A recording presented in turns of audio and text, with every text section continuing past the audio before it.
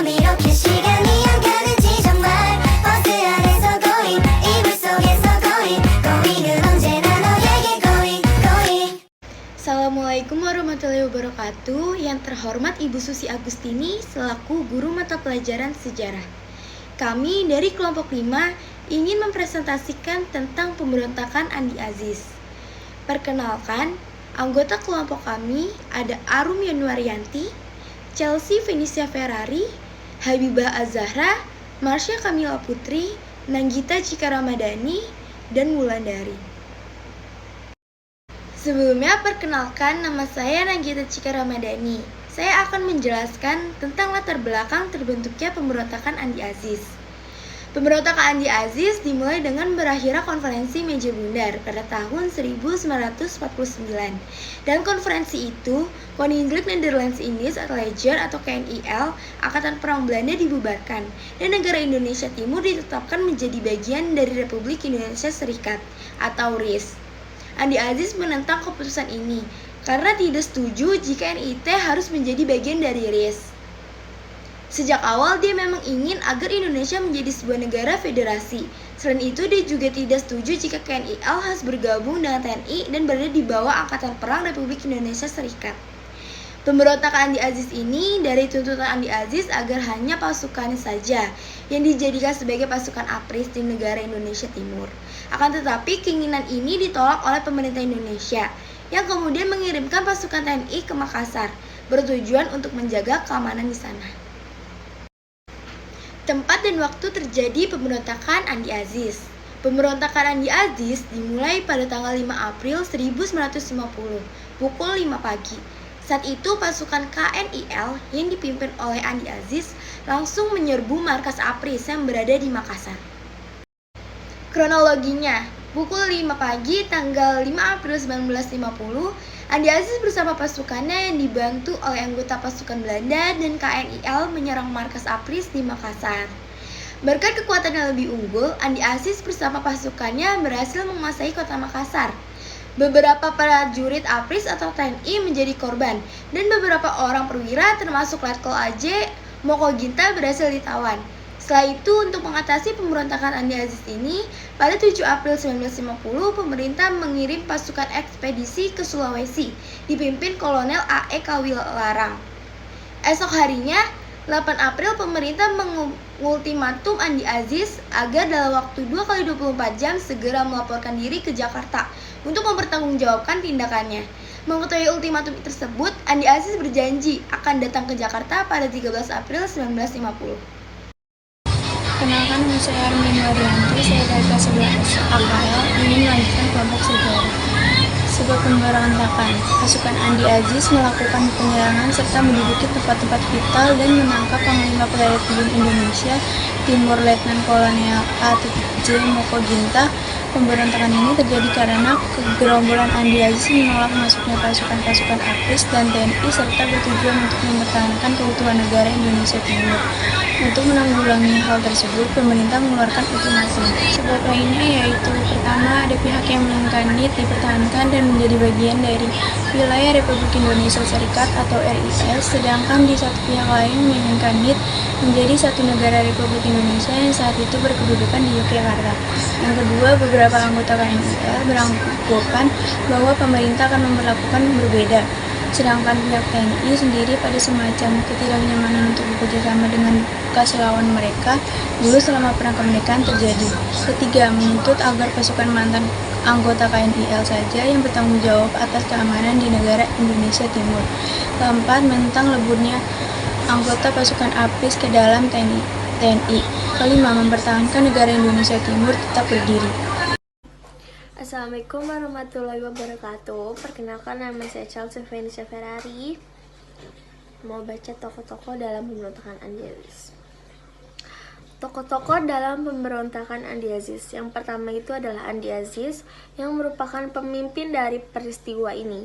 Beliau adalah mantan serdadu KNIL yang menuntut keras pemerintah untuk tetap mempertahankan NIT dan KNIL menjadi garda terdepan dari negara Indonesia Timur.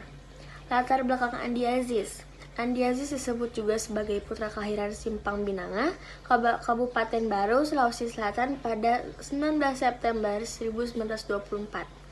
Sedari berusia 9 tahun, Andi Aziz pindah ke Belanda bersama seorang pensiunan asisten residen kebangsaan Belanda. Jadi, memang saat kecil Andi Aziz masih kecil, circle pergaulannya dikelilingi oleh orang Belanda.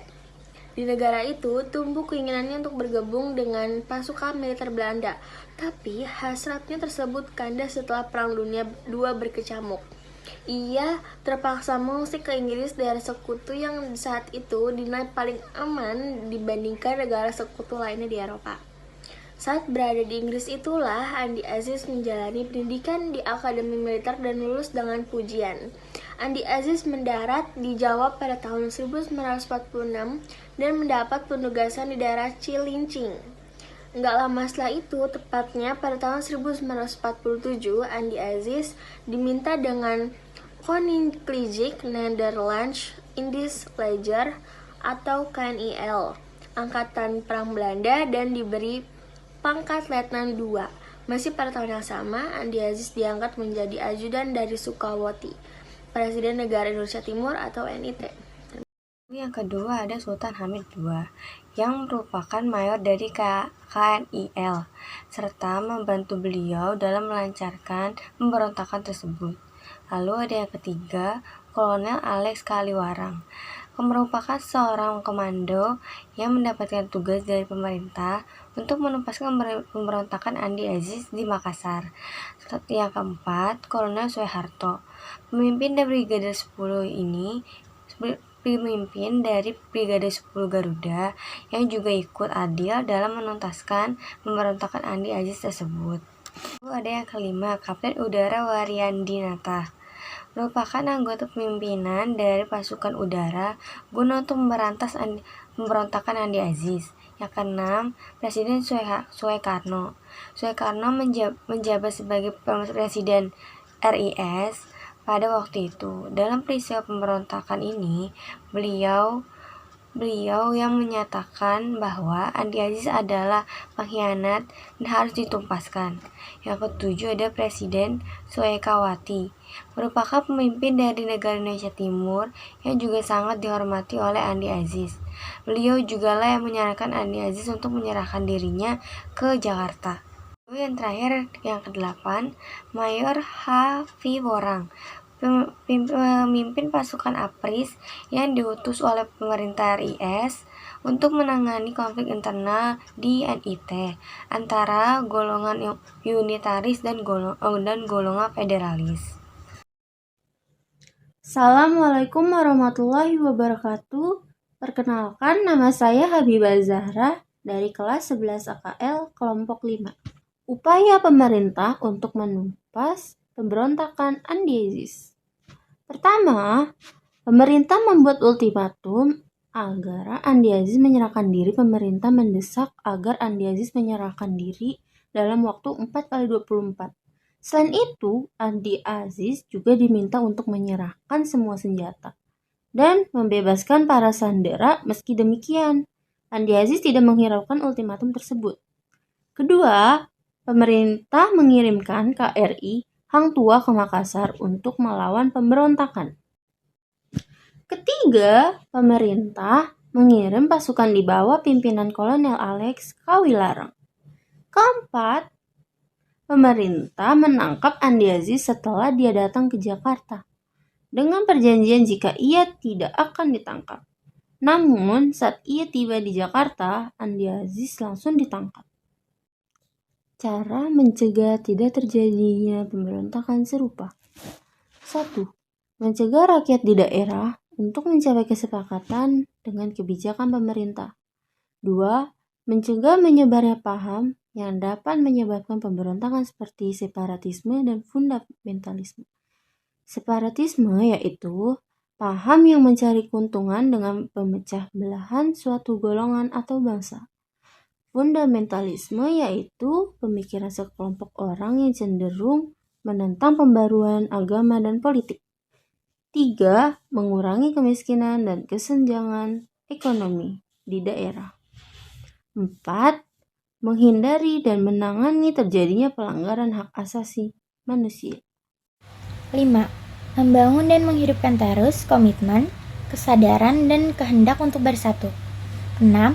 Membangun kelembagaan yang berakar nilai dan norma atau nilai-nilai Pancasila yang menyuburkan persatuan kesatuan bangsa. 7. Membangun bangsa yang mencerminkan keadilan bagi semua pihak. 8. Membangun kepemimpinan yang tegas dan bijaksana. Kesimpulan, pemberontakan Andi Aziz terjadi di Sulawesi Selatan di bawah pimpinan Kapten Andi Aziz pada tanggal 5 April 1950. Latar belakang terjadinya pemberontakan ini disebabkan karena adanya penolakan terhadap masukan pasukan APRIS dari unsur TNI ke Sulawesi Selatan. Selain itu, kesimpulan yang dapat kita ambil adalah sebagai bangsa Indonesia yang memiliki keberagaman yang justru dapat menimbulkan konflik, maka sebaik-baiknya pemerintah dan rakyat harus mempertahankan persatuannya sesuai dengan semboyan Bhinneka Tunggal Ika. Karena perbedaan bukan berarti penghalang untuk mempertahankan persatuan dan kesatuan. Pemerintah juga harus bertindak adil terhadap rakyat agar membuat rakyat tentram dan damai atas kepemimpinan pemerintah itu.